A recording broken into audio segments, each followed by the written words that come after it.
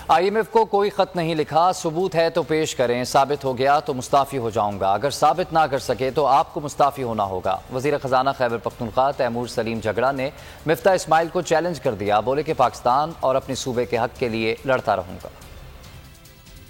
मिफ्ता इस्माइल साहब, आपको पता है कि मैंने खत नहीं भेजा, आपको पता है कि IMF से आपको मेरा खत जो उनको भेजा गया फॉर्मली या इनफॉर्मली नहीं आया। आप ये साबित करें कि मैंने IMF को खत भेजा है तो मैं बिल्कुल रिजाइन करूंगा, और अगर ये बात झूठ हुई, आप ये साबित ना कर सके तो मिफ्ता इस्माइल साहब फिर आप रिजाइन करें, जो आपकी पार्टी वैसे ही कह रही है। अपने सूबे के हक के लिए आपको आज मीटिंग में भी कहा कि आपसे मिल भी सकता हूं और काम भी कर सकता हूं, लेकिन अपने सूबे के हक के लिए मैं आगे भी लड़ूंगा और पाकिस्तान के हक के लिए भी लड़ूंगा। मैं हूं जैस्मीन मंजूर और आप मुझे देखेंगे सिर्फ बोल पर।